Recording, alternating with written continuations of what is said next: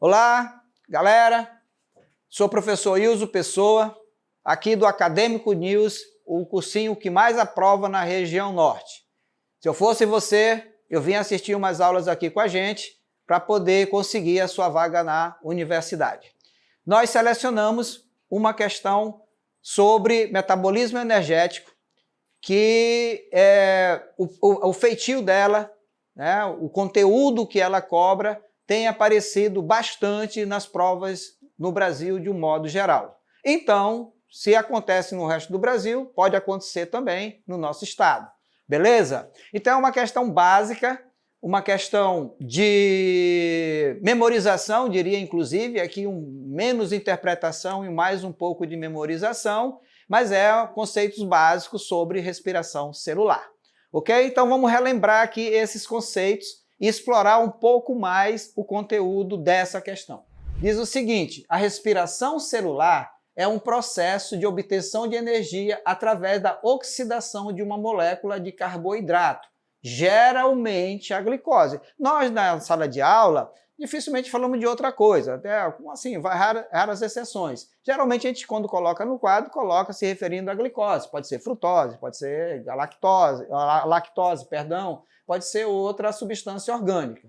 Tá? Então, nesse primeiro parágrafo, o que o examinador está dizendo para você, candidato? O que é respiração celular, certo? Aqui, o candidato tem que ficar atento para os termos oxidação e redução, que é lá da química, mas aqui é bioquímica também. Respiração, fotossíntese, fermentação é biologia com química, tá? Para a gente chamar de bioquímica. Quando é que uma molécula se oxida? Quando ela perde alguma coisa, tá? Então, a glicose, a substância orgânica, vai perdendo carbono, vai liberando energia para a produção do ATP, tá? Por isso que ele está se referindo aqui à oxidação, tá? Se ela ganhasse alguma coisa, ela estaria se reduzindo. Lembrar esse conceito básico, como eu disse para vocês, lá da química.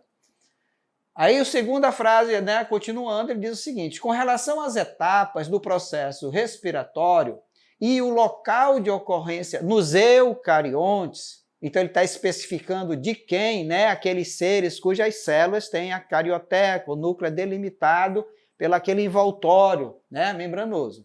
Marque a resposta correta. Então, muita atenção. Vamos lá lembrar que antes de olhar as alternativas, como é que é esse processo da respiração? A respiração celular, ela acontece, nos eucariontes, acontece em 3 etapas. A primeira etapa chama-se glicólise, não? Onde lise é quebra e vem de glicose. Então, é a quebra da molécula de glicose, tá certo? Essa quebra da molécula de glicose, chamada glicólise, é a primeira etapa da respiração celular e ela acontece no hialoplasma, no citosol, no citoplasma da célula, independe da mitocôndria, ok? Dá um saldo energético bem baixinho, 2, né? Produz 4, mas ela gasta 2, então dá um saldo energético de 2 ATP. Depois, a respiração celular, em caso de haver gás oxigênio, vai para a segunda etapa, que a gente chama de ciclo de Krebs antigamente, hoje chamado ciclo do ácido cítrico, tá certo? Já que ocorre dentro da mitocôndria, na matriz mitocondrial. Matriz mitocondrial é uma espécie de hialoplasma que tem dentro da mitocôndria, né, com água, sais minerais, aminoácidos, gases, enzimas, DNA, RNA, etc. Né? Então, é nesse meio que ocorre o famoso ciclo de Krebs, em homenagem ao seu descobridor, e hoje chamado ciclo do ácido cítrico. Né? Nesse processo também há uma produção de ATP, mas só de 2. Tá? Lembrando que para acontecer o ciclo de Krebs tem que ter gás oxigênio.